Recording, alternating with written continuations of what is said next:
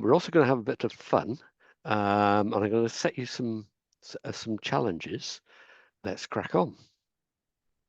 And what we're talking about tonight on transects is the method, and the method's called the pollard walk, and it's pretty simple.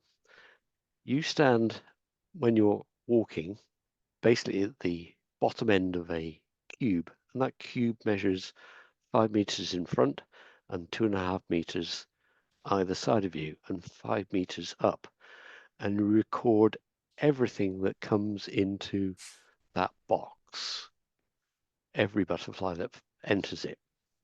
Now, there will be occasion that something flies in and flies out the back of your box. That's the only condition you can turn around and identify that butterfly. If it's passed through your box, you're not allowed to record anything behind you, which can be infuriating. And there's always something just outside this. But the rules are the rules, and the rules with the pollard walk are pretty strict. Looking at around about 2 kilometers per hour. So that's just a very slow walk. It's a timed walk, so it's important you keep going. You can stop, but we do ask if it's more than a minute or so, it's actually take that time off the end. So you record the time at the beginning and the end of the walk. Okay, the walk conditions. Now this is the tough bits. So we record from the 1st of April to the end of September. That's 26 weeks. And the week runs from the 1st of April, which sets the beginning of the butterfly week, which this year is a Tuesday. So wherever the 1st of April lands, that's the beginning of the week. So it could be a Thursday, but this year it's a Tuesday. That is to ensure that it's the same day number in the year every single year, so that you can compare one year with another year. Otherwise, you couldn't do it. If you miss a week, because you're going every week, don't worry, keep going.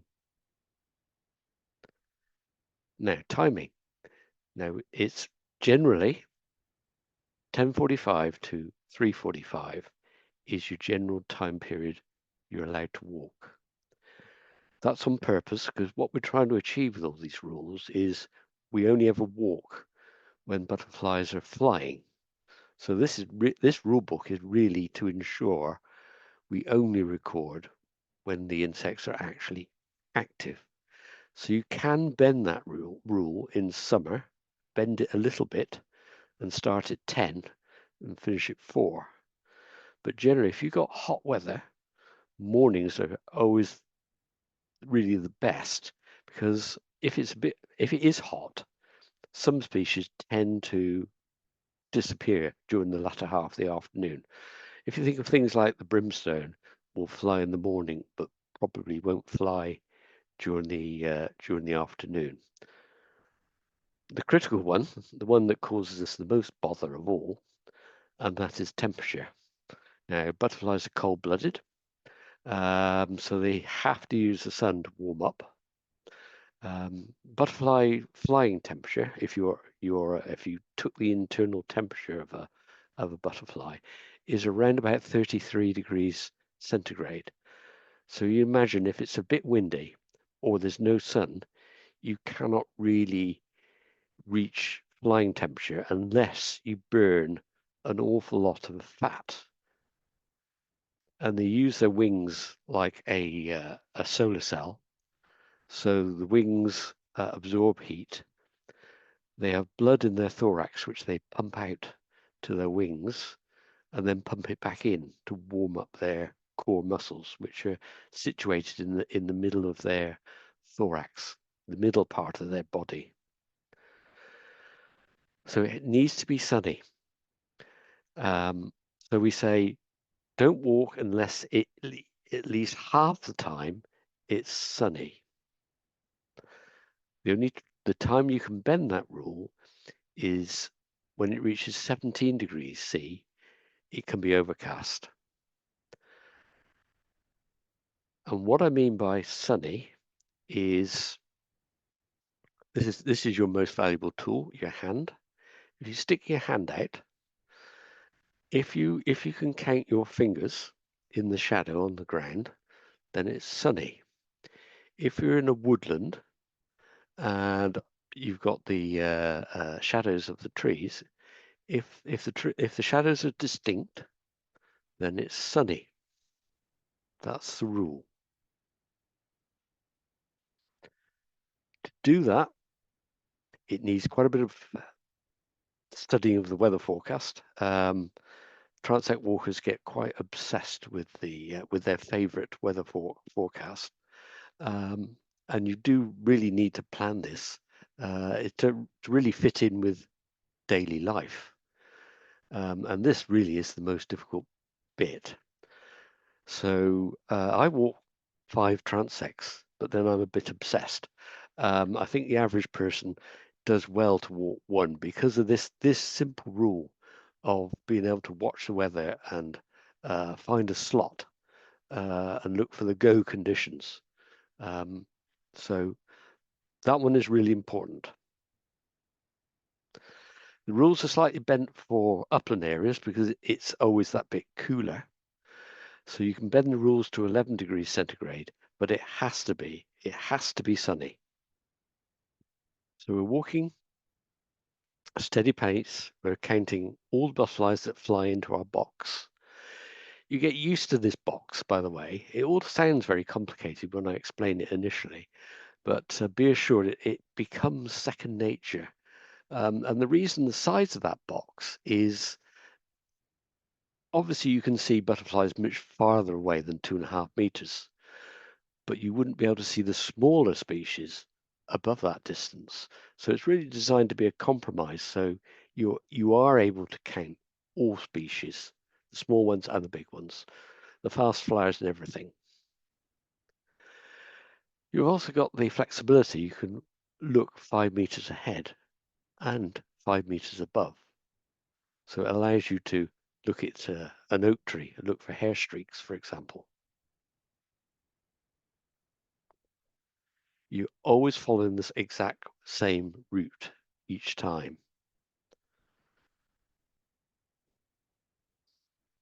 If you can't walk a section, then you make a note on your notepad. So if access is blocked for whatever reason, on my transect it's flooding is the usual one. You just mark that you don't have access to that section. You're not allowed to slow down when you get to your favorite bit, like the buddleia bush, the really sunny bit. All the favorite bits. You need to keep going at your constant speed. So don't bias results by slowing down or speeding up for that matter when it's in a not so good area. It's equally important. So you record butterfly numbers and the percentage sun in each section. So percentage sun, what is he talking about now? So I mentioned before about the using your hand to figure out if it's sunny or not. The percentage is what percentage of the time is it actually sunny? And the method I usually explain this to beginners is the chocolate bar method. So imagine your section that you're walking is divided in 10 and your chocolate bar has got 10 segments. You're allowed to eat one segment of your chocolate for every sunny part of the section that you walk. At the end of your section, you see how many of your chocolate um, uh, uh, parts you've eaten, and that then multiplied by 10, and you've got your percentage sunshine. It's fairly easy. It doesn't have to be absolutely accurate. If you're working as a pair, then you tend to ask the other one, what do you think? Compare the two, take the average. But if you're accurate to 20% or so, you can do it in your head. I tend to do it in my head, by just keeping a kind of a rolling score in my head. I guess it's the same as the chocolate bar method. So don't get hung up on that. It's very simple. It's a rough percentage of the time that it's sunny. Wind speed. Again, people get worried about this. Basically, if it's blowing anything, if it's less than a stiff breeze, then you're free to walk. So roughly, if it's less than 20 mile an hour, you're fine to walk. So, for example, this morning it was quite breezy. Obviously, the insects don't fly. So even if it's sunny and all the other conditions are right, they cannot really hit flight temperature because the wind speed is too high. So I never saw any. I know a few people saw butterflies this morning, but it would be the exception. Once you recorded this, so you've got the number of species and the sunshine per section, it goes onto this form. It's called the F2 form. You're probably familiar with it. This is what we record onto. This gives you your site name, your recorder, the year, the date, week number. So in week 2, tomorrow it will be week 3. Your start time to the nearest 5 minutes or thereabouts, and your finish time. Your average temperature, which means what I do is when I go to my transect, I take the temperature from the car when I get out and park it in the shade, not in the sun, and then take the temperature when I get back in, and the average of the two is my average temperature. If you're on a distant site, you can use the thermometer, or you can just use Google and ask Google what the temperature is. Is the even easier way. Or if you've got it on your watch like mine, you can use your temperature from your watch. It's an approximation of shade temperature at that moment. Wind I've talked about. So it's rough. There's a rough guide there to try and help you. You're allowed to walk up to a speed of 5. That's Beaufort 5, which is small trees and leaves. Small trees in leaf sway is their definition. So that's a fair breeze, if not a bit more than a breeze. Record your wind direction, again, roughly. If you've forgotten it, you can always look it up on Google. And then down the left-hand side, you have all your species. Along the top, you have all the sections. This is what my notepad looks like. So this is the site, the date, the temperature, the wind speed, the direction, the start time, the finish time, and I put a note there because it was the end of July.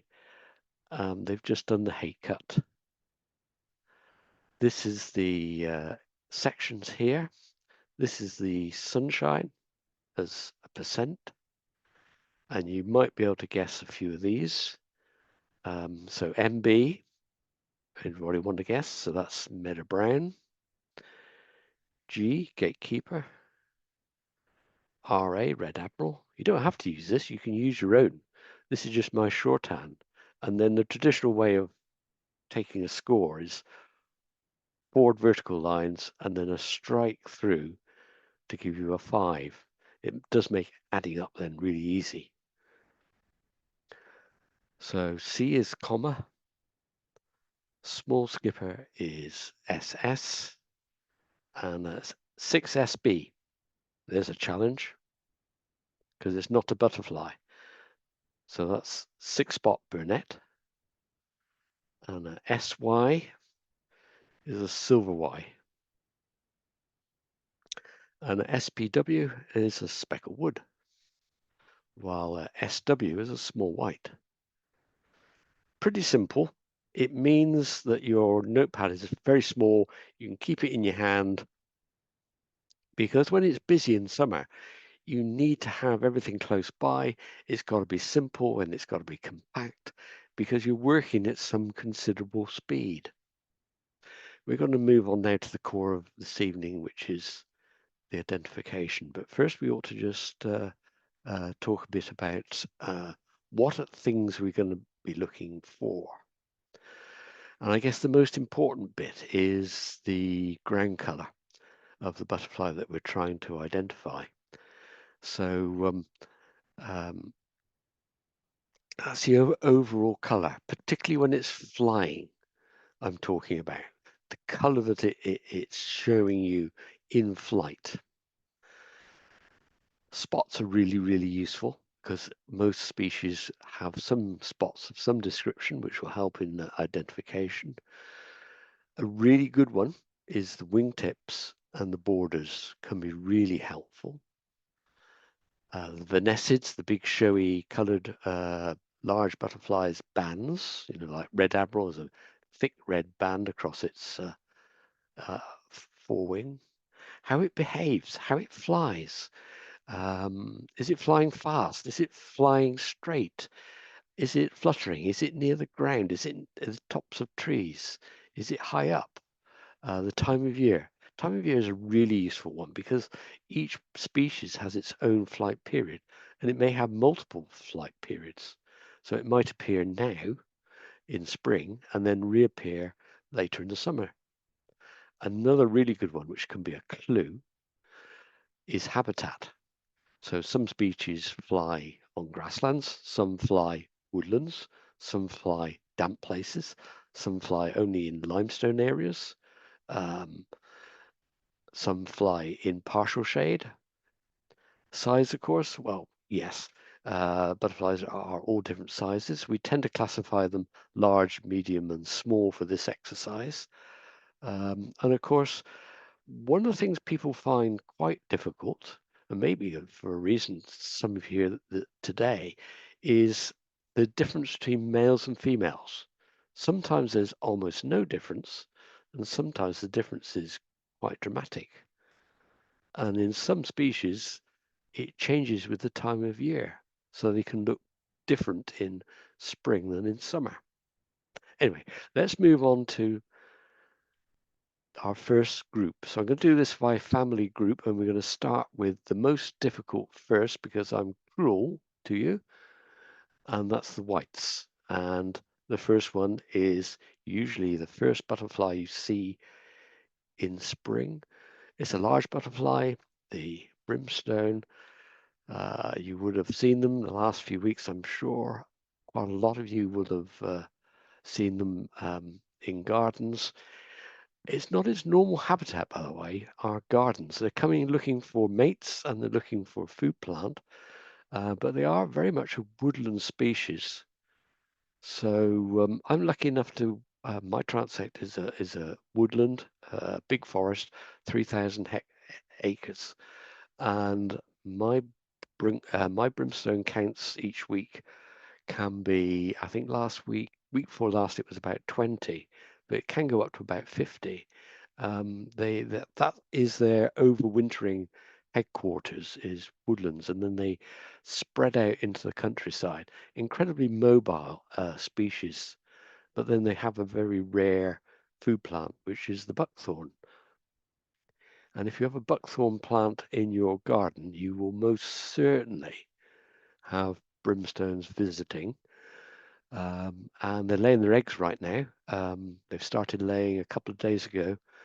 And they lay bright blue eggs, not what you expect at all from a butterfly, a blue egg that after a day or so turns green and then eventually yellow.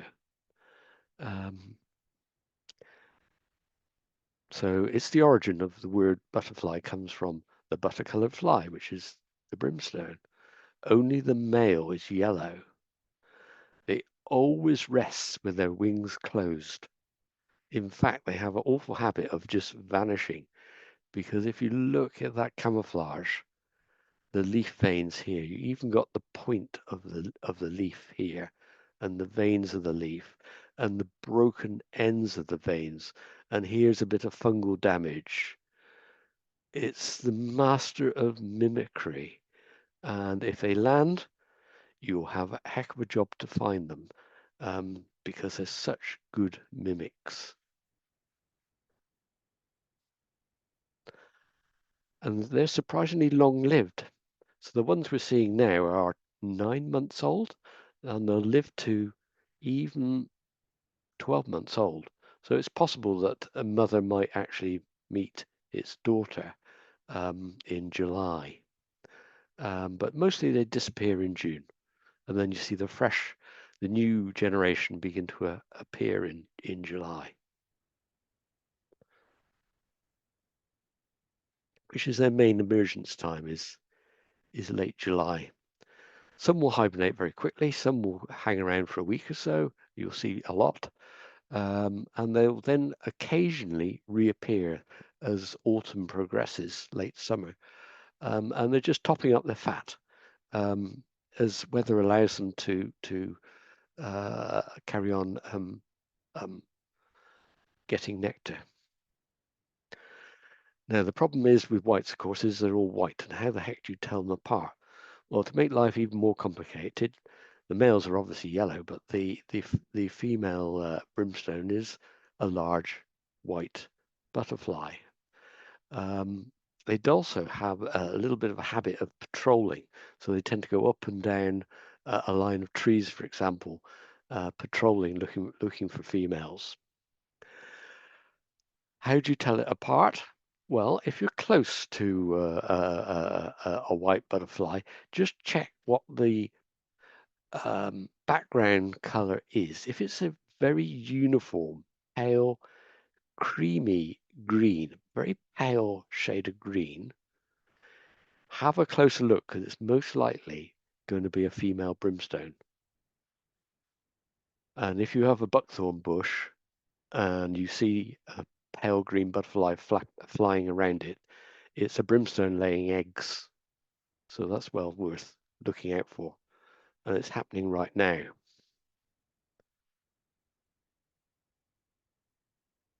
There's the female. See the difference. It's that pale, creamy, it's a very light cream, but it's got a hint of green. Let's move on to the other whites. So now we go into the cabbage whites. So the first of the cabbage whites is the large white. And we're lucky because it's, of all the whites, it has strong markings, in particular the tips.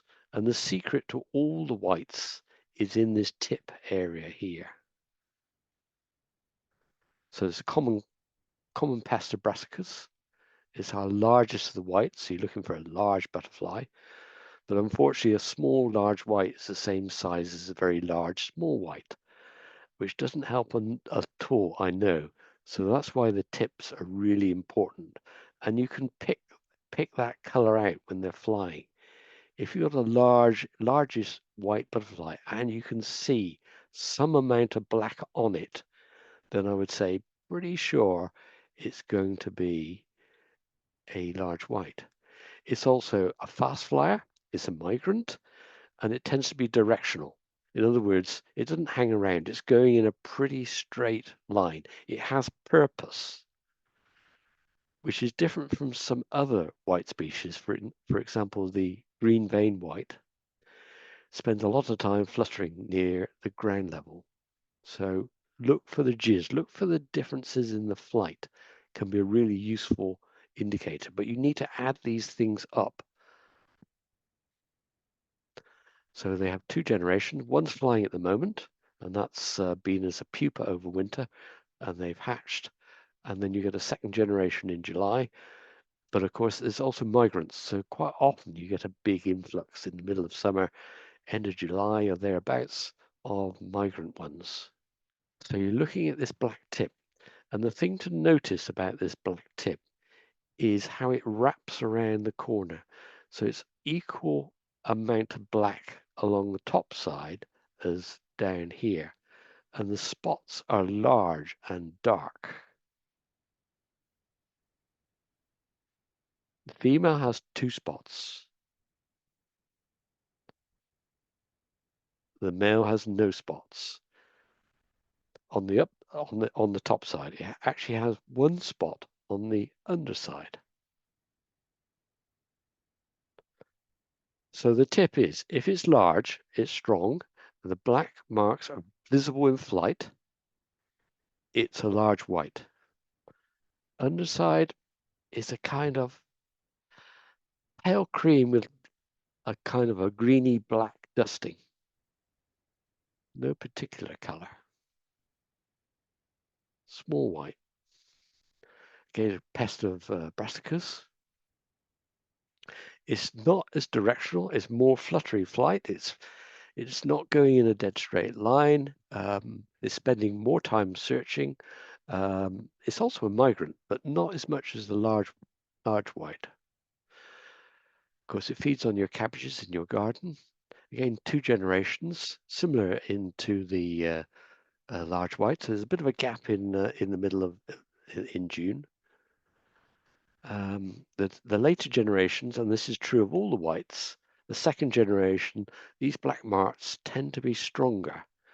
Where we have trouble with the whites is this generation. So it's a spring generation, which is quite lightly marked, and it gets more difficult to see the distinctive differences. And note here that the black mark is not only smaller, but it does not go round the corner. So it's long across the top edge, but short down the side. And the spots are smaller. Can you see that when it's flying? No, you can't. And that's where you need other techniques, which we're going to cover very shortly. So that's a female, probably a spring species, because it's quite palely marked. It's got 2 black dots, so it's a female.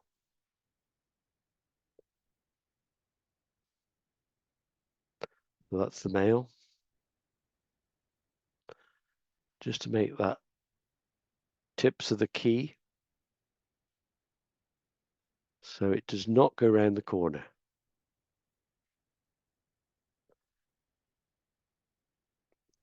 On the underside is yellow. Quite much stronger yellow than the large white, which is just a cream. So the secret, the tip, is check the tips. But there's also a system we call the proportion system, which I'm going to cover with the next species, which is the green vein white. And the difference, well, I think it's fairly clear here. This is actually a summer brood, so the markings are stronger. You'll be lucky to see anything this strong at this time of year. It's generally, you won't see these veins, but this is a particularly strongly marked specimen.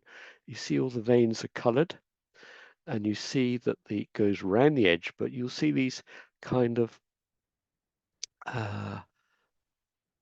short lengths of coloring with a white in between. That's very, very characteristic green veined white.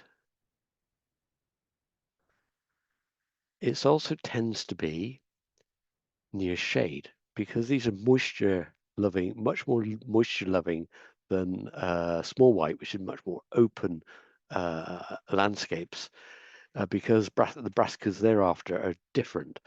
What this species is looking for is things like hedge mustard as its main food plant, rather than brassicas in field crops. So woodland edges, dike sides, hedge bottoms is where its food plant is.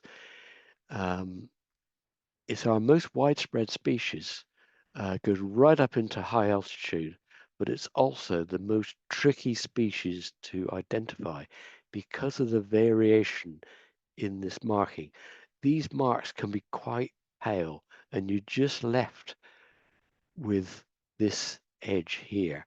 But the fact that this edge is indistinct with these white marks here is the clue that you're looking for if you only got the chance to see this top side. The flight is quite different. It tends to be more weak, fluttering, aimless flight, and it tends to be nearer the ground because it's looking for things like hedge mustard. So it spends a lot more time fluttering.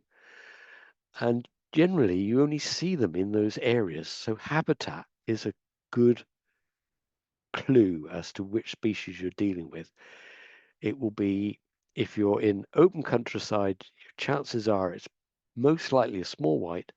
As soon as you get to shade, hedgerows, sides of woods, damp areas, dikes, it's much more likely green vein whites.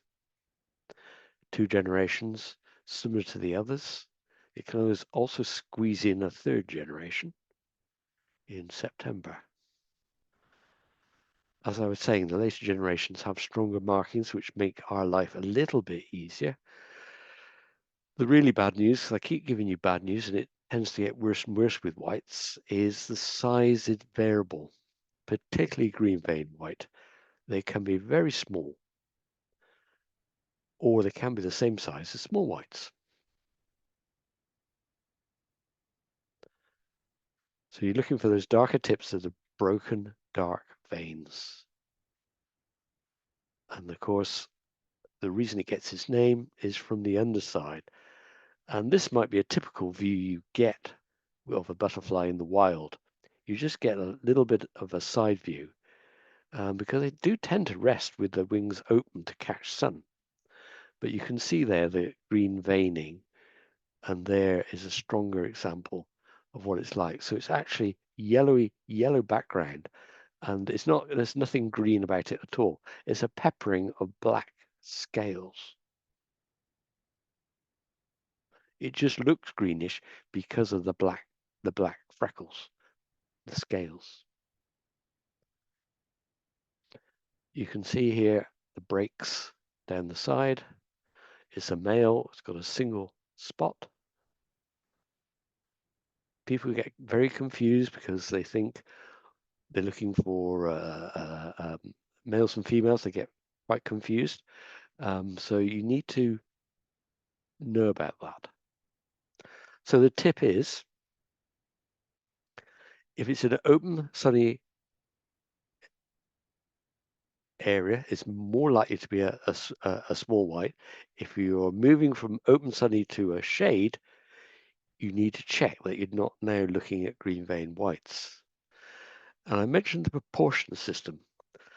So at this time of year, butterflies don't hang around very long because they need to fly because the sun that we've had these last week or so, nothing really stops.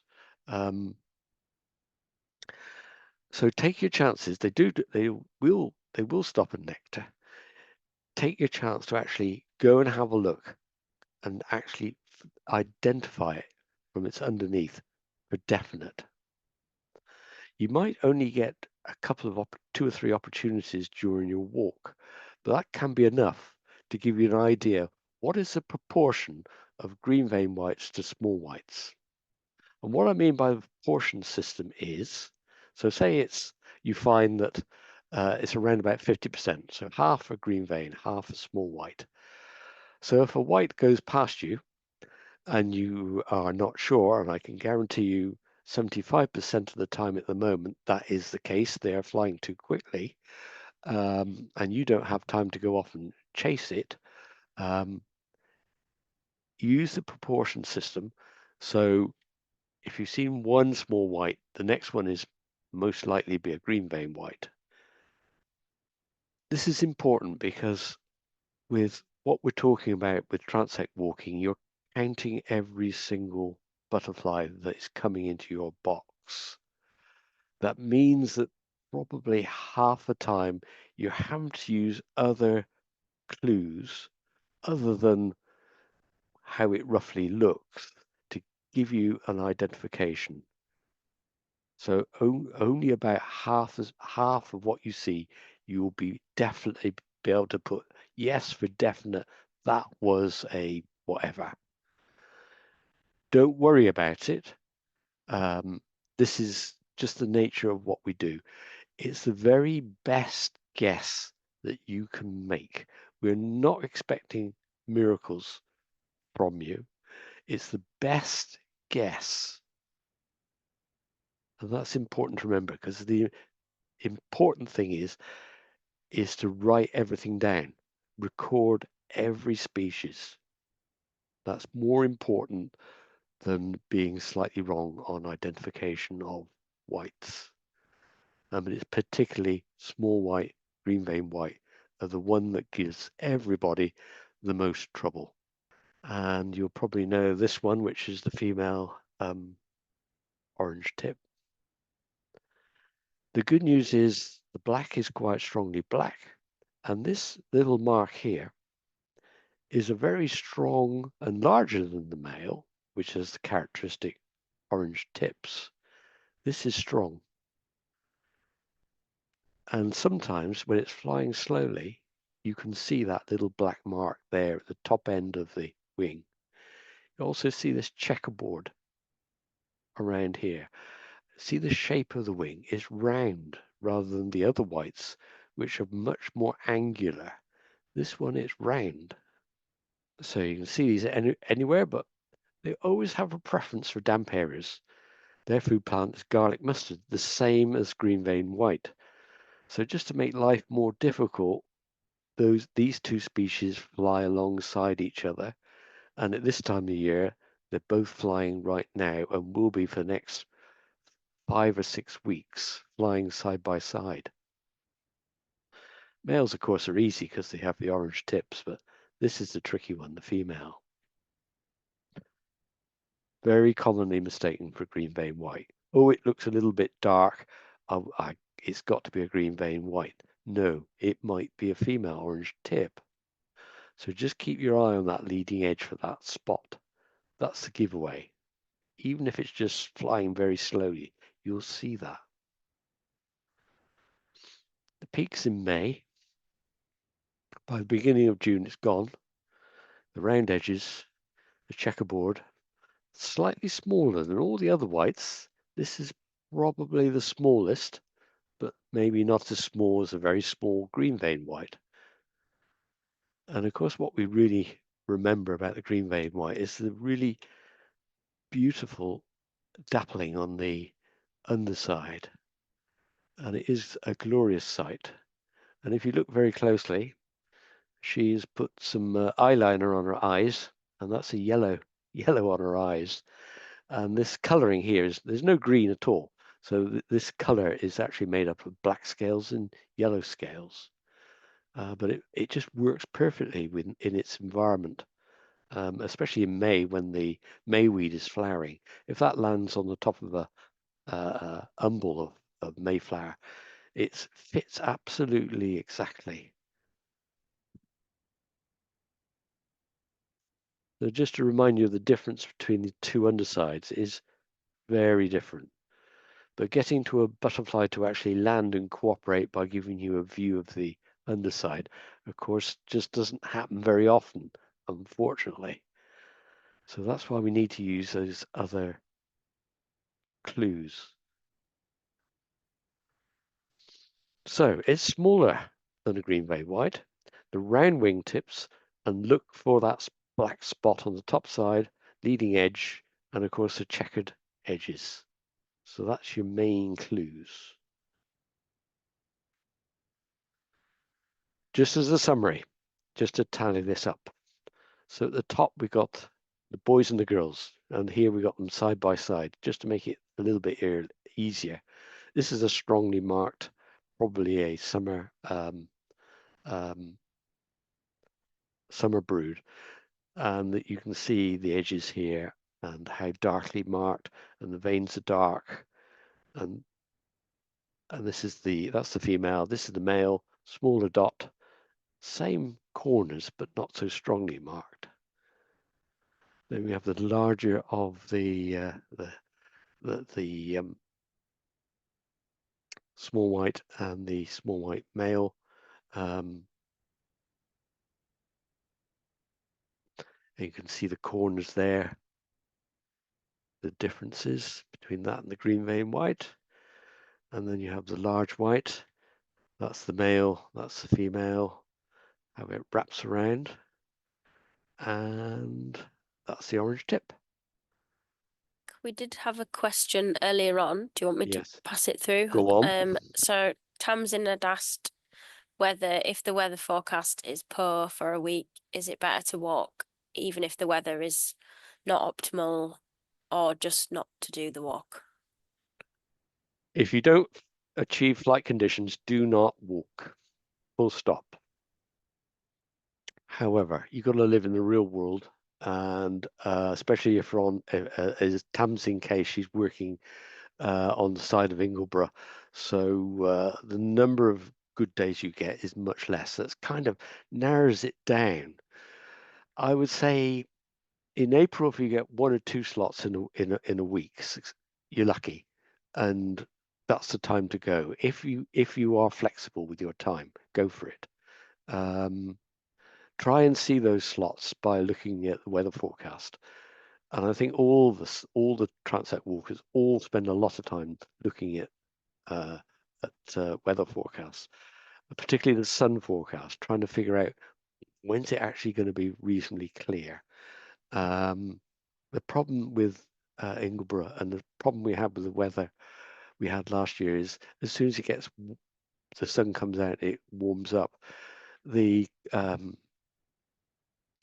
clouds bubble up, and within a couple of hours of sunshine, of course, it clouds back over again, which really is frustrating. If you're in the middle of a walk, you just lose the sun. What I would say is last year, a couple of times I actually abandoned my walk because I lost the sun halfway round. If I'm more than halfway round, I would carry on and finish the walk. But I am looking to achieve 50% of the time sun. And I wouldn't even bother to get out the car unless I thought I was going to get at least some sunny intervals, or it was warm enough to make it worth walking. I wouldn't risk it.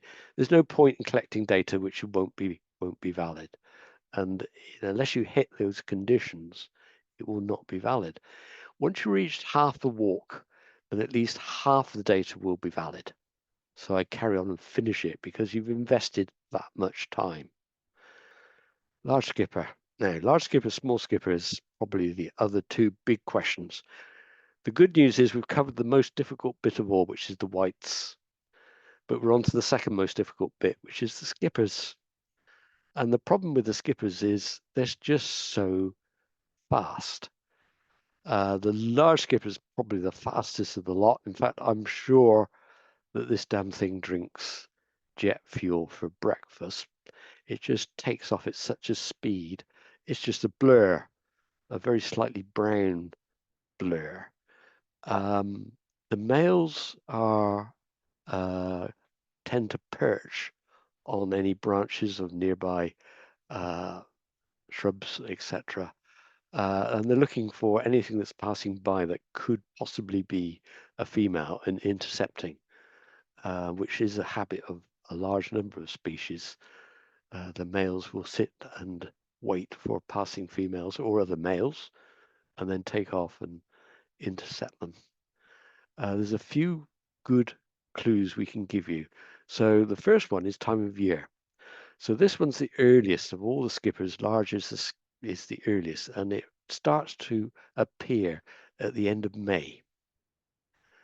And you'll tend to see it. I see it here in Dyke Bottoms. I'm in the Vale of York, hedgerows, wherever there's undisturbed, very long, lush grass, cock's foot being one of its favorite food plants. So it's the taller of the grasses it favors.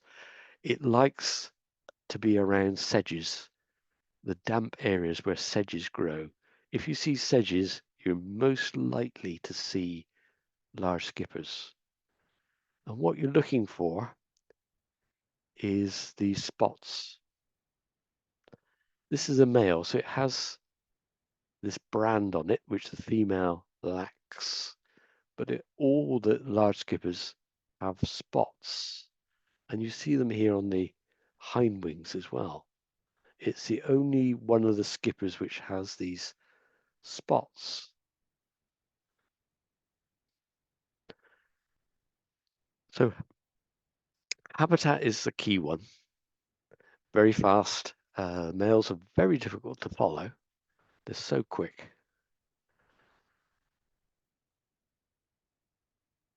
They have this typical moth pose when they land, with its forewings at 45 degrees to its hind wings. That's very typical skipper. It's very moth-like in all its appearance. You know, this big, thick thorax, which must pack all that engine, which makes it so fast. Wings are golden brown, with a darker margin, and these pale spots. That's the female. Again, you've got the spots, but you lack the sex brand. That's what this bit here is called. It lacks the sex brand. These appear later, so these will carry on flying into July. In fact, can be, you'll see these alongside small skippers, that appear about 3 weeks after large skipper. So large skippers are in decline by the time small skippers appear, but you still see female large skippers flying with small. And you notice how you tell a boy from a girl? The boys, the hind end sticks out beyond the wing margin, and the girls it doesn't. And of course, they're plump, that has the eggs. The undersides are greenish, but you've got these spots again. And they also have these pointed antenna tips, which are very characteristic large skipper. Not that you can see them very easily with the naked eye. So the tip is, if it has spots, it's a large skipper, and that's pretty much full stop. And the easy way to tell them apart is the time, obviously, because a large skipper comes 3 weeks ahead of the small skipper and is declining by the time small skipper appears. So small skipper and the Essex skipper. Fortunately, a lot of us don't have to deal with the Essex skipper because the Essex skipper is still confined to the southern half of the county. So we only encounter it up to about the level of the River Wharfe and across to Market Wheaton and down to the Humber. That kind of anything south of that, you'll tend to see a mixture of small and Essex. They do have similar characteristics. This is typical male small skipper. Notice that the kink in the sex brand here is quite long.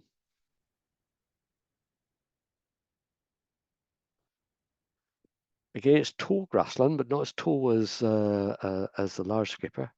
Very much more open grasslands, dry grasslands, unmown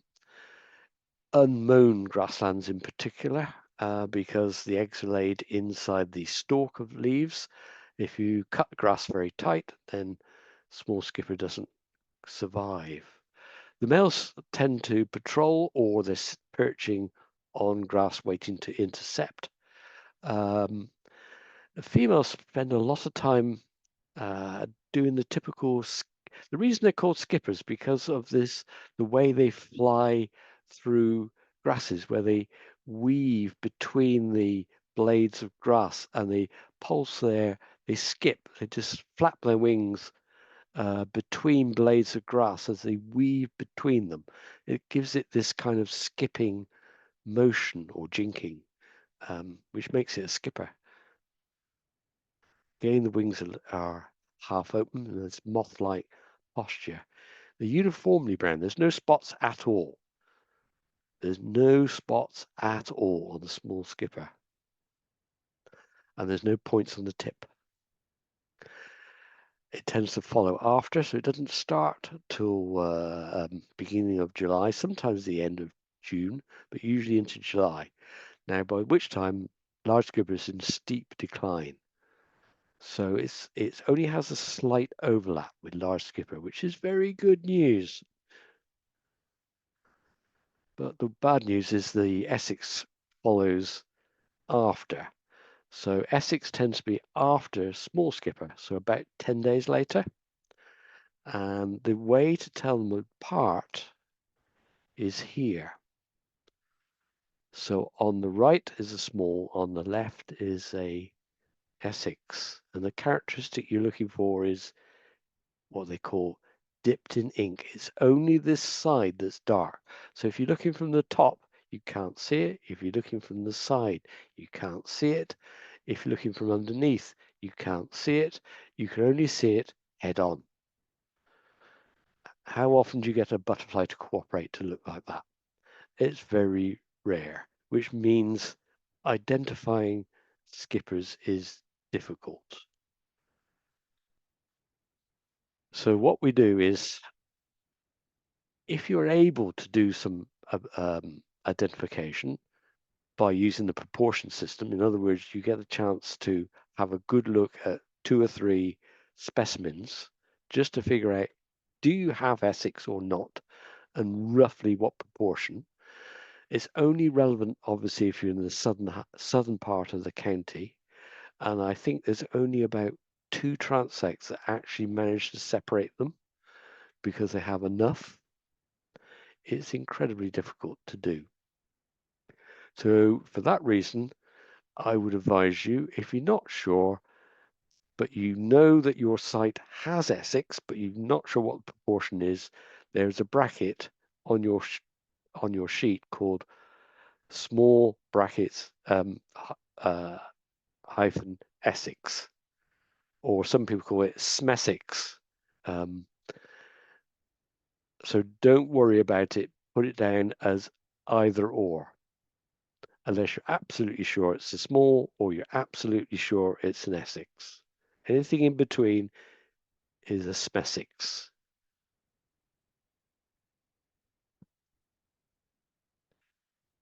The only other clue, which is not very good, is the small skipper has this long sex brand and the Essex has a short sex brand. In both cases, it's not very clear. And of course, if it's a female, you've got no hope at all. So your best method is this one. I would say if you're on the boundary line between Essex and small skipper, in other words, you live, say, north of York, Driffield, across to Ripon, it's likely in the next 5 years that Essex skipper will reach you. So it's worth just bending down on occasion and just checking what you're actually looking at. And if you see one like that, then be very suspicious, and if possible, get a photograph for your county recorder, and hopefully they'll be able to confirm. This little chap, the dingy skipper, called dingy because of his colour, it'll be obvious why it looks like it does in a second. They're actually rather pretty, in my opinion. The males are darker. Sometimes they have a kind of a reddish hue or a greenish hue, but this is very, very typical.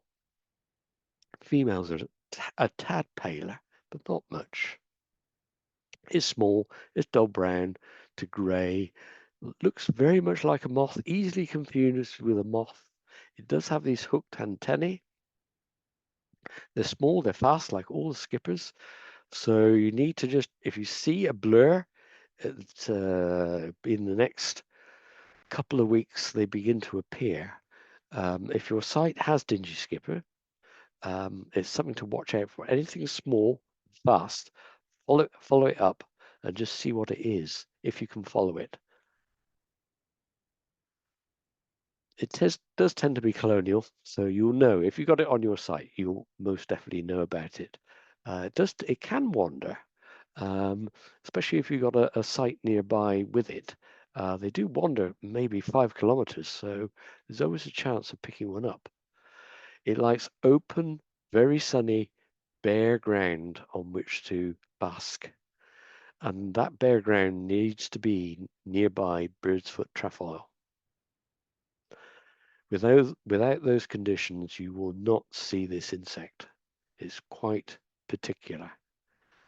It does like places like the the sides of ponds. You know, the bare ground you get near the side of a pond. It will go and bask there because it's got the heat. If there's rocks around, it will use those for basking, and it will lay eggs close by on bird's foot trefoil. So it only lasts from May, late in April through May, just into the first week or so of June, and then it's gone. And if you ever wondered why it looks like a dingy skipper, then this is one in its pajamas, and it's gone to bed, and it's chosen very cleverly the head of a dried knapweed, and you can just see how clever it's been in these little spots match the spots on the knapweed. Is that a clever mimic or what? Butterflies just completely blow me away on a regular basis in their ability to copy their surroundings.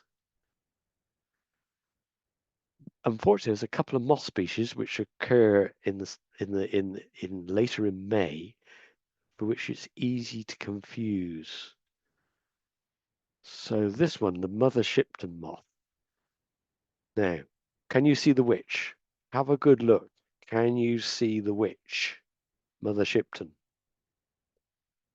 If I said that's her chin, and there's her nose, and there's her eye, I think it becomes obvious. But then compare it with the dingy skipper. It's quite easy to confuse. This is maybe a smidge larger. It flies like a moth. So it flies quite fast, but it does not land neatly like a butterfly. A butterfly will land on a precise spot on a flower or whatever. Moths, you've probably seen, they just kind of crash land. So that's something to watch. If you see something like that and it crashes into into grass without properly landing, it will inevitably be one of the moth species. But to make it more difficult, we also have this moth, beautiful moth, because it has orange underwings and these beautiful bronzy brown um, um, bars across its wings. But in flight, the only way you can tell it is it's slightly orange, while the dingy is uniformly dingy brown grey. This has the orange. Okay, moving on to the browns. So the meadow brown. So our most common butterfly, the meadow brown, and this is a female of the species. It has these single eye with a white pupil, and the female has this brown mark around it, which is characteristic of the female of the species. So it's a large butterfly, but this is the male. Notice the difference. The eye is smaller, there's much less orange around it, it's quite dark. These are quite fawn, while this is quite a dark black going on to brown. These appear first, so by about 10 days. So you only see the males to begin with, and the females come along later. Very easy to confuse this with a ringlet. So yes, very easy to confuse. Males appear first. You've got the single eye spot with a single white dot. But the important bit when they're flying is the underside is this orangey brown. So when it's flying, you see a small amount of orangey brown. And that's how you tell it apart. So ringlet is just a uniformly buff colored, while meadow brown will always have a little bit of warm brown color when it's flying. And that's the only indicator you can use to tell the two apart. There's a difference in habitat in that the meadow brown tends to be more open, grasslands, while the ringlet will tend to be nearer damp areas. So in flight, very slightly orangey compared to the more buff brown of the smaller ringlet. The ringlet is medium size. So this is the ringlet, very buff grey. You can see this white outline of these scales. When it's young, it has these scales around the outside edge.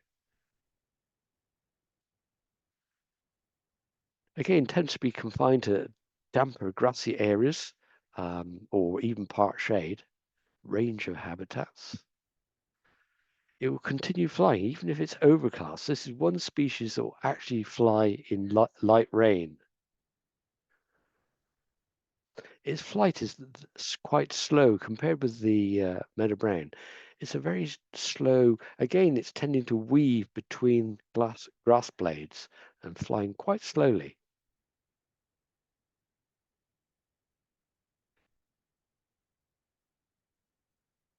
So smaller than the meadow brown, and there's no sign of orange when it's flying. And of course, the characteristic of the underside are the rings, the ringlets. And the gatekeeper, smaller than the other two, and it's much more red-brown. So when it's flying, it's a much more orangey brown and a smaller size than the others. Because it's also called hedge brown. It is much smaller. And notice that the eye spot's got two pupils. That's the characteristic. More reddish in flight. It's only got a very short proboscis, for drinking. So it always favors open flowers. Marjoram bramble is its favorite. So that tends to be why it hovers around hedges, is that's where you find bramble. Again, it occurs later than the other two species. So ringlet tends to start first, then meadow brown, and then once you get to the end of July, the first gatekeepers begin to occur. So you're looking, the main hint is you're looking for that reddish orange, slightly smaller than the others. That's the underside. Now you'll see these flying at the moment. I've got plenty of them in my garden at the moment. So the characteristic of the speckled wood is these speckles. So it's a dark brown, sometimes chocolatey, sometimes nearly black, but you're looking for these flecks and these eyes along the outside edge. Quite characteristic, difficult to confuse it with other species. How I tell it apart is by flight, because when it flies, it always seems to it will flap and then it will leave its wing in a V shape like that, and it'll flap and then V, and it glides with its wings in a V shape. Very characteristic, and the only species that does that. And the other characteristic, of course, the males are defending sunspots. My woodland transect is very favoured for speckled wood, and I cast my eyes to every sunspot on my transect walk, because usually if you'll see a, a, a speckled wood in a sunspot, 3 overlapping generations. First generation is out now.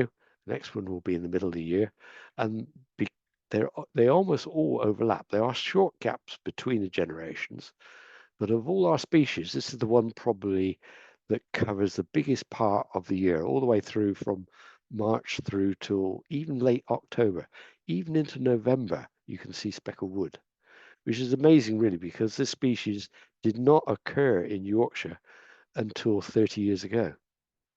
The adults feed on honeydew. They don't take nectar, so they'll drink honeydew in the morning from leaves.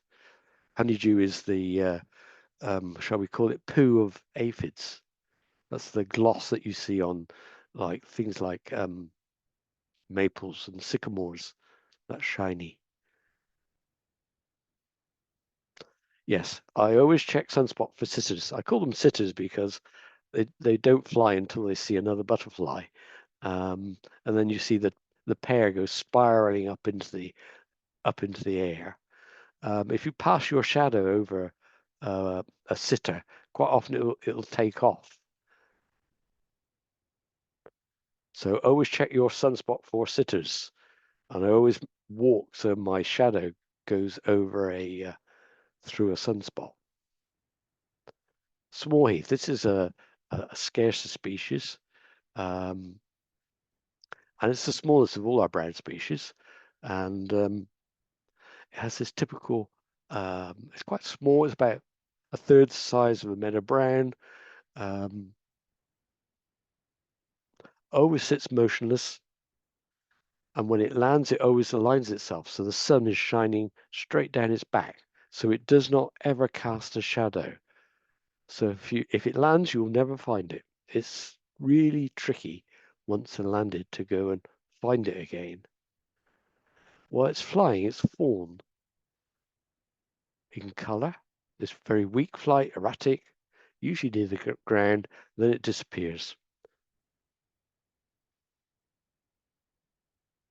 That's the top side. The only reason you get to see the top side is this poor chap has fallen in the water, so it opens. But that's the colour that you see when it's flying, is that fawn colour. You know if you got it on your sight. Pretty easy to tell because of the colour and the size. Large heath, well, so only a few places which get this rare species, which is Hatfield and Thorn moors, and on the top of the moors. So you know if you've got it. The appearance is very similar to the large heath, but bigger.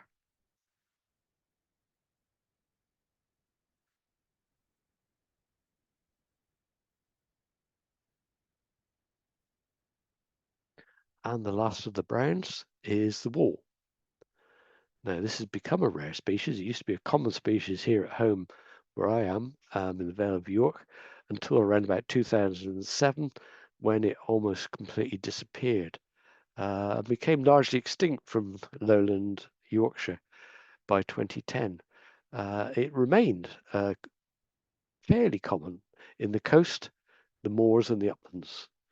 And we think this is due to climate change, that because it can only hibernate as a caterpillar, it was getting its timing completely wrong because of the changing climate. And it tried for a new generation and basically committed suicide because the caterpillars never reached the size by which they could survive winter. So they have to reach a large size before they're able to overwinter successfully. But things are changing. So as with nature everywhere, it's adapting to climate change. And now the butterfly is beginning to not try so hard to have a third generation, but actually um, not lay eggs, which are unlikely to survive. And that's resulting now in it beginning to spread back into its old haunts. It loves the wall. The name comes from its love of heat. It loves to sit on walls, rocks, where it can really warm up. It will then lay its eggs on the surrounding grasses near those rocks. It loves quarries, areas where there's exposed limestone. That's its characteristic areas. Some sandy sites can also harbor it. It's a very fast flyer. Surprisingly, of all the browns, this is probably the quickest of the lot. It has this very characteristic marking, very similar to the speckled wood, but of course it's a golden brown color. So you've got to have bare soil, stone, or wall. Males spend a long time patrolling. So the only one you're likely to confuse it with is the dark green fritillary, which we'll cover finally tonight. But that's the female of the species, quite different from the male. This is the sex brand here. That's what makes it different. Isn't it confusing that males look so quite often quite different, and the females are quite pale compared with the males? That's the beautiful underside, but it's these concentric rings, which are absolutely beautiful things close up. As with all butterflies, the closer you get, the more intricate the markings become. The marble white is actually not a white, it's a brown. Its base color is black. The white is warning color, so this is a poisonous to, well, at least to birds, and that's because it contains alkaloid poisons, which it gets from a fungus. Actually gets it from an ergot fungus. So that's the reason the birds won't go anywhere near this butterfly, is its warning colors. So it's a brown, not a white. The checkerboard is very characteristic. You won't confuse that with anything else. It only really, you only get it on unimproved grasslands. Originally, it only lived on the wolds. It arrived in the early 70s. It spread up onto the Tabular Hills on the North York Moors, but also Limestone Ridge, which follows roughly the route of the A1 motorway, where you have limestone. But that's changing. In the last 5 years, it's began to come down from the hills and becoming established now on lowland meadows. So in York, you'll see it like Millennium Fields. Occasionally, you will see it Walmgate Stray, the railway embankments around York. It occurs. Old quarries around York. It occurs. It's in London. Interestingly, marble white is one of the most common species, which is difficult to believe. We'll quickly cover the blues and the coppers. This is a beautiful species, the small blue, the small copper, which has already been seen. One has been seen already this year. Has multiple generations. In flying, it's a kind of a very warm reddish buff color. So it's a mixture between this color and that red color. It flies quite high, I find, and it tends to fly quite randomly, but roughly in a, I call it barrel rolling down a woodland ride. It's quite different flight from most species, much more like a blue butterfly, which has this random erratic flight. So active, erratic flying, difficult to follow. When you can find it is if it does land, if you can follow it, it invariably spins round to face the sun and then opens up to see this amazing red color. It likes rough grasslands, heath, brownfields, and it's looking for its sorrel, which is its food plant. 3 generations. It's our only small reddish butterfly in flight, so it's quite characteristic, except in April when there's a moth called the orange underwing. And if you're working in woodland and you see an orange fast flying, you need to check whether it's a small copper or the moth, the orange underwing. Common blue. It's not common anymore. This is one of our fastest declining species.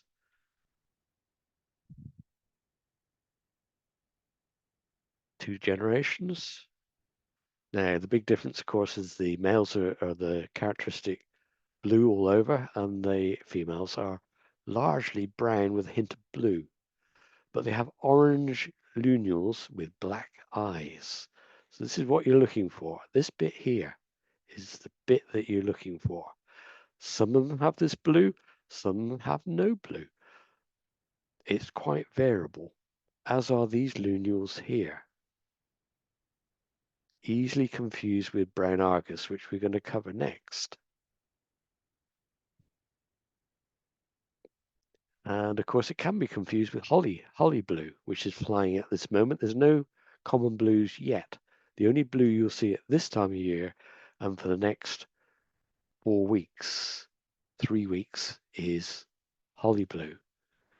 But the difference really is, and this is important, is holly blue will always fly near shrubs or trees, while the common blue will only fly on open, flat areas, open areas, particularly grasslands where its food plant, bird's foot trefoil, grows.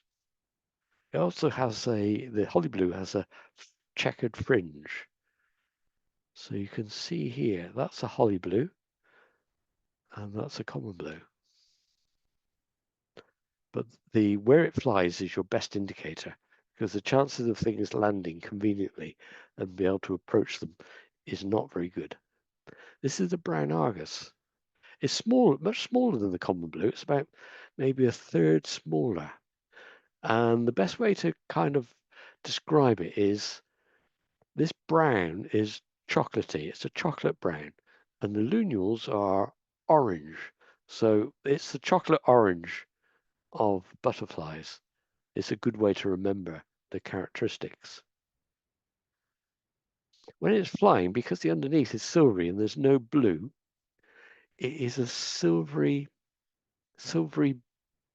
a light silvery grey in flight. And then you've got this rich brown of the upper wings. There's no blue to be seen.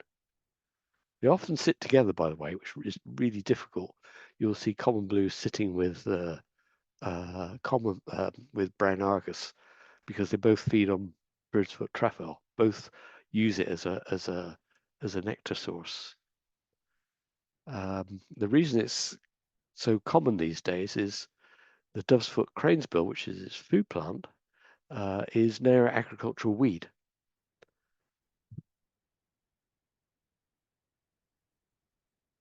So there's the difference. That's a common blue, that's a brown Argus.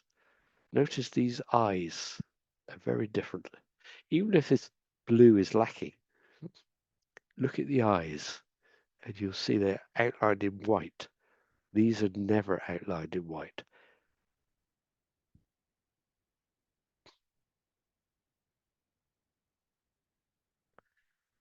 The tip is you're looking for chocolate orange. There is the additional spot, so the common blue does have an additional spot, but of course seeing that in the wild is incredibly difficult. Use the silvery appearance as your first guess. So it looks like it's a small, silvery, fast-flying butterfly. Always be suspicious that it's a brown Argus. Let it land, follow it. Have you got chocolate orange? And you've nailed it. So the holly blue, very similar in flight to common blue.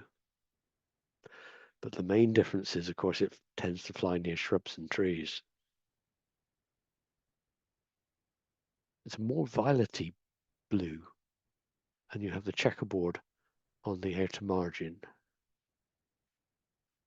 Wanders 2 generations. You have one now and another one in July. Common blue is similar. It has a generation in a few weeks' time and a second one later in summer. This one's on the flying at the moment. It's a green hair streak. You will see it on Heathland at the moment. Otley Chevin is one of its haunts. You'll see large numbers there. If you've never seen one before, it's called a hair streak because of this line. It's our only green butterfly. In flight, it's brown because the top side is a brown color, and this green is actually a refractive color. So when it's flying, you cannot see any of that green. You only see it when it lands, closes its wings, and the refracted colors become obvious. And it changes from a bluish green to a pale green. So it's very fast, like all hair streaks, erratic. And if you're lucky, you get to see it when it's landed, but of course it's green, so it's quite tricky.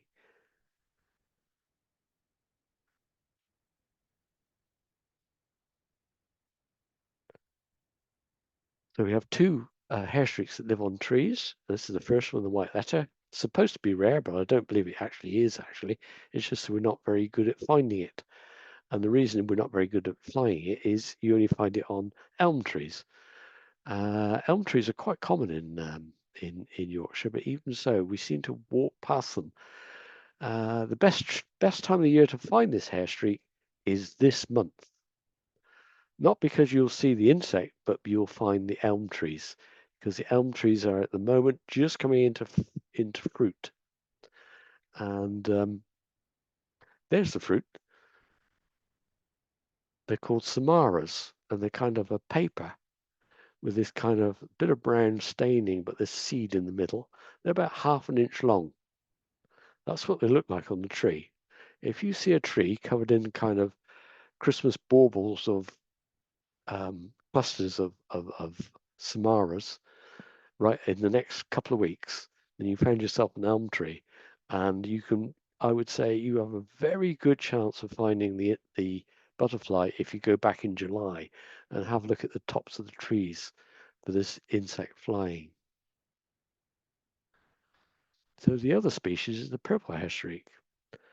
Again, it has the streak, but this time it's a silver color, and that's how it looks when it's flying. It's a kind of a silvery brown in flight, but it's only oak trees.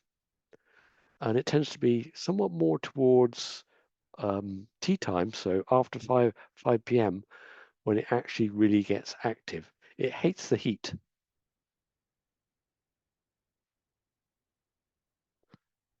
Both species feed on honeydew. They're not known to be big nectars feeders, apart from the white letter that tends to come down if it's been very wet and the honeydew has been washed off their leaves. They'll come down and nectar on bramble or other species, hemp agrumony in particular. Any questions? We have had a question from Julia who asked what time of year brown Argus is flying. Okay, so the first ones are flying now, and then it's 3 generations. So, and those will slip 1 week or a couple of weeks either way. So you can't be absolutely sure but there are 3 generations. Generally, one in May, another in July, and then a third in late August into September, approximately. But those flight periods move a little bit with the seasons. So I'm going to hand over to Alison if she's ready. Yeah, perfect. Thank you very much, Nick. So yeah, we'll move on to the Vanessas now. So the first one we have here is the Painted Lady. So I think you can see that this is quite a distinctive butterfly.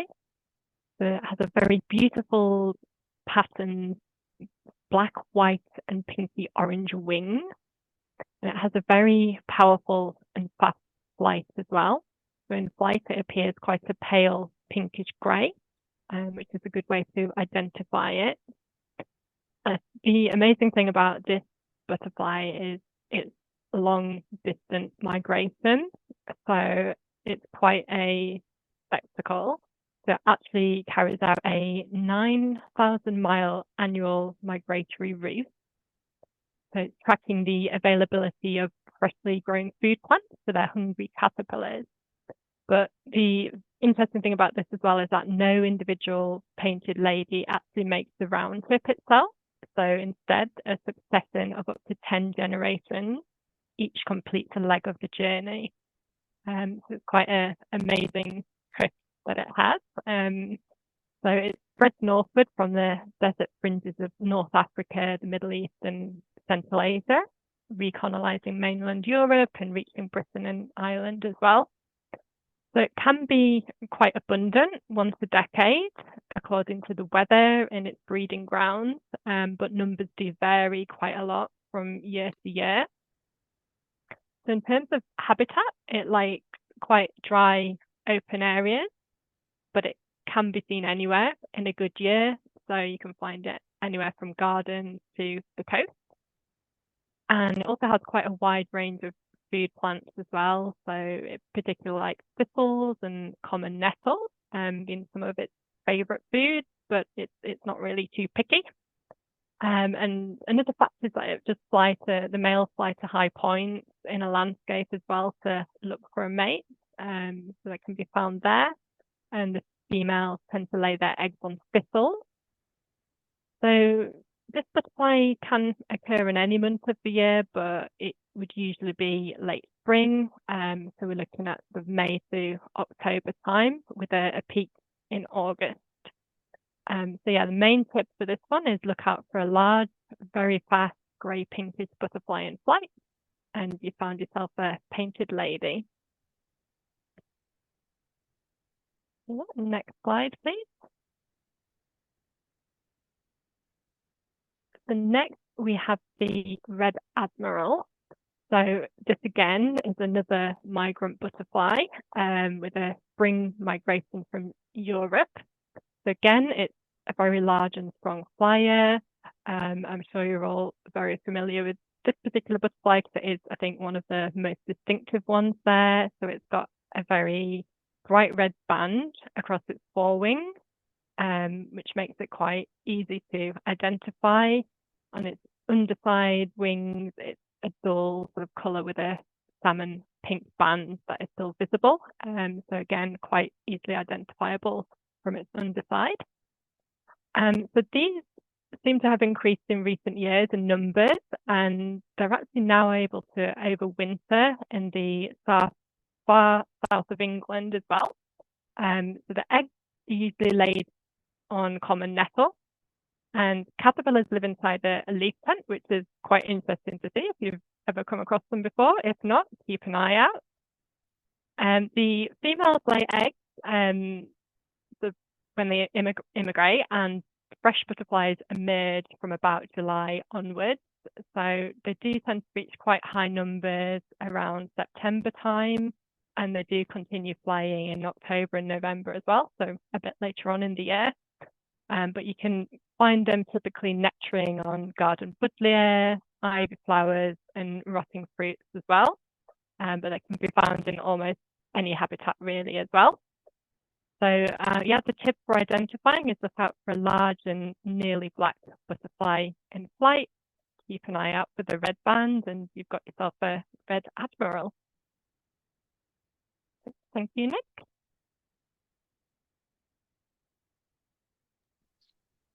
Small tortoiseshell. Thank you, Alison. It used to be common, this species. It's no longer. Last year was its worst year in modern times. It's also a mobile species, and occasionally it's migratory. But they've had a really bad time with the drought, which really does crucify the nettles. They become unpalatable. The species doesn't seem to be able to cope with that at all, mostly because it lays its eggs on nettles in full sun. And combine that with last April, which is a critical time because that's when the overwintering butterflies actually lays its eggs, which is around about now, on nettles. You know, the young nettles at the moment are just at their juiciest.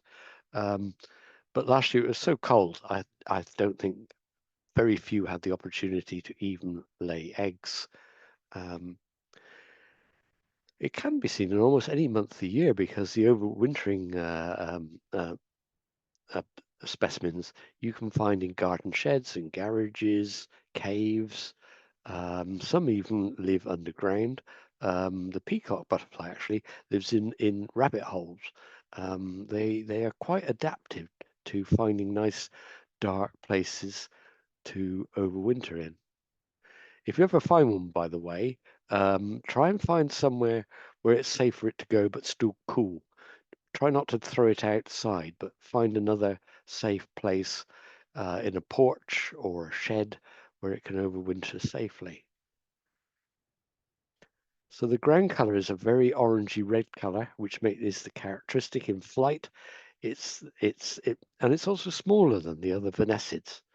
And of course, it has this beautiful yellow lunules around the outside, and these white or paler spaces between those bars at the top, these white gaps, quite characteristic.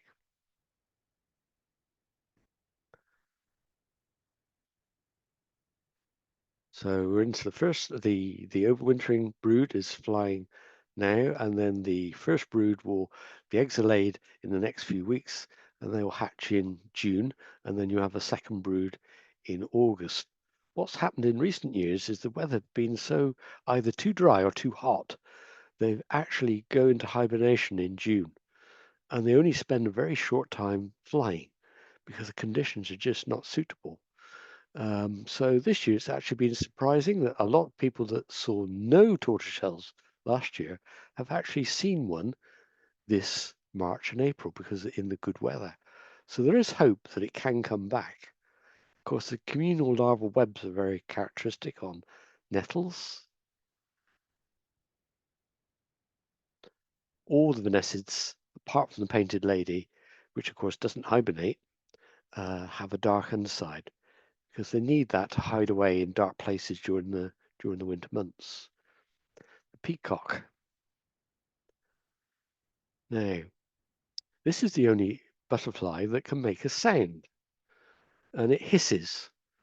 So its defense mechanism when disturbed, and you might have done it yourself, disturb one in a shed, is it will open its, from being closed like this one, it will open its wings and display its owl-like eyes, which are these, and it has a hair on its wing joint here, which makes a rasping, hissing sound. So it's a hissing peacock. It's trying to be an owl. It's a woodland species, believe it or not. You think of it as a garden species, but it's actually really a woodland species. Of course, the dark undersides.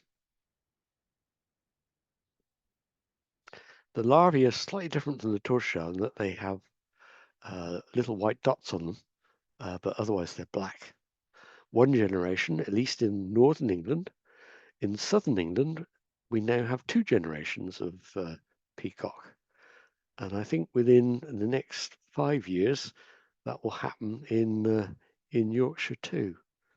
They do tend to boom and bust. At the moment, we're just recovering from a bust. In flight, it's a very strong flyer, dark, but very slightly maroon. So you get flashes of the underside black mixed with this maroon color. The comma. This used to be a very rare species in the UK. It only lived on hops in Herefordshire, which was its home, and has spread in the last 40 years right the way through Yorkshire up to Scotland and across the North Sea, not the Irish Sea to Ireland and reinvaded there. And the reason for that is the warming climate. And it's able to change habitat with the warmth, so it can now use nettles instead of hops as conditions warm. It's a woodland species. And of course, the characteristic is this ragged edge and the C shape on the underside. It hibernates. They emerge in spring. Males are very territorial. I know on my transect I regularly get very excited males intercepting other species and spiraling up with a peacock or another comma. And you can get them in quite large numbers in woodland transects. I get about anything up to about 40 or 50 on my transect. They can use nettles, but they also use elms and occasionally hops. So in flight, it's much more a golden brown than a red brown of the tortoiseshell. So it's a similar size to the tortoiseshell. It's only a medium size, not large like the peacock and the red admiral, but it's a much more warm brown color than the red orange of a tortoiseshell. That's how you tell it apart. One I have real trouble with is it flies with a silverwash fritillary, and I have a lot of them on my transect. And the only way you can tell them apart is by the flight. While the comma tends to flap and glide, the silverwash is more graceful, constant flyer. That's the summer form. It tends to have 2 forms. The summer form is a paler color. And the fritillaries we move on to. Dark green is probably the most common, but all the fritillaries are quite scarce because their food plant and habitats are quite particular. So they're all violet feeders. So we're looking at more ancient woodland sites, and occasionally on limestone sites where hairy violet, which is common on limestone, growing in the open in amongst the sward, is its habitats. So it tends to be the Craven limestones, the Tabular Hills, and the Limestone Ridge. This last year was a complete disaster. It's completely wiped out from most of the Limestone Ridge and took a really bad pummeling on its other habitats. We think again it's the combination of drought of the previous 2 years and then a really bad April last year that we lost a lot of caterpillars during the spring when they grow at their fastest growth. They died. So it's a very large butterfly, rapid, it's very graceful, beautiful to watch. And on the backside, you have these beautiful silver spots on a green ground color. The most beautiful things to watch. This one I'm very lucky. It's our largest of our UK butterflies, the silver wash fritillary, or at least the female is the largest. The males aren't hugely large, but the females really are quite big, some of them. This invaded Yorkshire in about 2018. 2019, it went all the way to Scotland. It's one of our fastest moving species. It's common, providing your woodland, it's an ancient woodlands that it prefers. They tend to be on the Tabular Hills, parts of the Vale of York. So I'm lucky I've got Bishop Wood next to where I live, and that's one of its prime habitats. Limestone Ridge, which is heavily wooded, and even around Harrogate is another little hotspot for this particular species. Harlow Carr, it flies through the gardens at Harlow Carr, quite easy to spot there. Anytime in the middle of July onwards. They wander a great deal. The underside is even more beautiful. I get lyrical about this butterfly, as you can tell, because this is a kind of a pinkish flash. All our woodland butterflies have this flash on the hind wing. If you think of camouflage on World War II battleships, which were painted with these jagged, contrasting colors of white or light and dark in order to break up their shape so they couldn't be recognized. It's the same with butterflies. They don't want to be seen by birds. And the way, if you obviously live in a shady environment, if you break up your shape, you effectively camouflage yourself. That's the female. It's a monster. But then they come in two forms. This is the blue form, sometimes called Valacina, which is this blue coloration here. These can be huge. They're as big as your hand.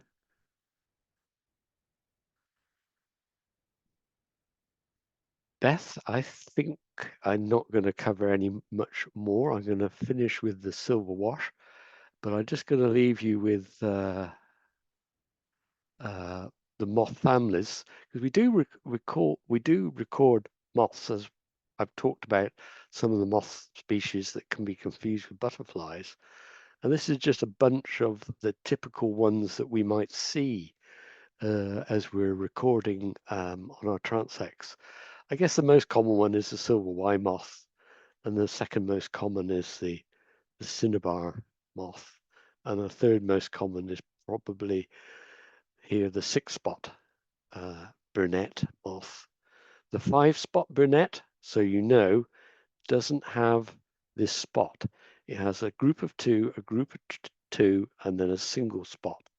And that's how you tell a 5-spot from a 6-spot. Both are common, both can occur on the same transects, although you tend to get more 5-spot on limestone.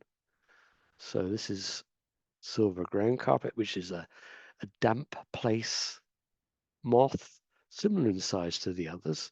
Beautiful thing because this ground color is silvery white. It's a beautiful thing. This one you might have seen, which is a small magpie of the crambid family. Clearwings, very rare you see these, but they do occur. Includes they do look awfully like flies or wasps. This one is you happen to get on limestone, lives on bird's-foot trefoil, and the larvae, they all burrow underground or live inside other plants.